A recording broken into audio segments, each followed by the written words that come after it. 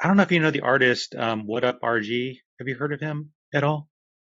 Um, I'm so out of it when it comes to music. Like I'm just stuck in the 90s, but Okay, you can tell I'm me gonna about email you some tracks. it.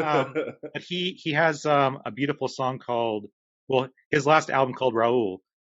He has a number of songs dealing with growing up Latino, and especially right now during this time of Trump, his views on immigration, the wall, separating families, and he has a song called 4 a.m., which is very, very powerful, where he talks about he's there with his mom and his little brother, and around again 4 a.m. is when the immigration comes and takes his dad away, and his little Oh, brother is crying like, why are they taking dad away? He didn't do anything wrong.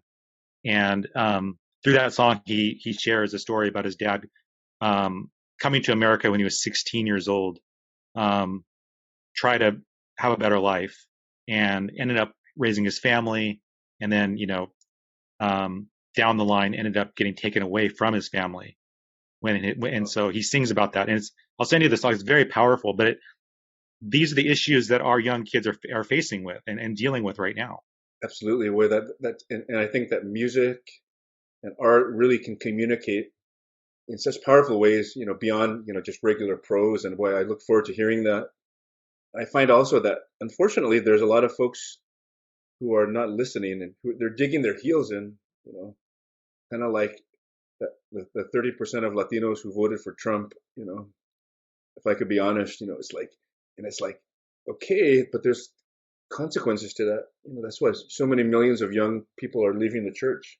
I Hmm. mean, and just beyond the Latino community, millions, millions. Yeah. What Up RG talks about how when talking to the church about this issue of immigration and his dad being taken away, like getting these responses like, well, it's all going to work out for the good.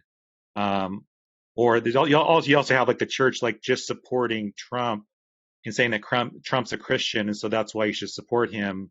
And the Bible talks about obeying your governing authorities. So you have like all these like proof texts that are just like causing more and more pain and trauma towards the marginalized, towards those families that have been broken up by certain administrations. And you're right. I think one of the key things that you just said is like we're not listening. Like there's so many issues where we're not listening. We're not showing an empathy to understand how these different policies are impacting people. Absolutely. I think, like you said, like those proof texts are taken out of context, as your listeners would know. And, there's more than 2,000 verses in the Bible that talk about God's heart for the poor, for immigrants, for on the margins, 2,000, right?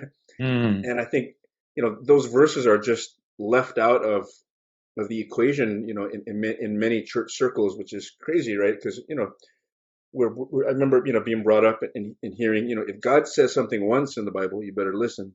Two times, mm. it's very important. 2,000 times, it's incredibly. Yeah, yeah. It's That's right. selective.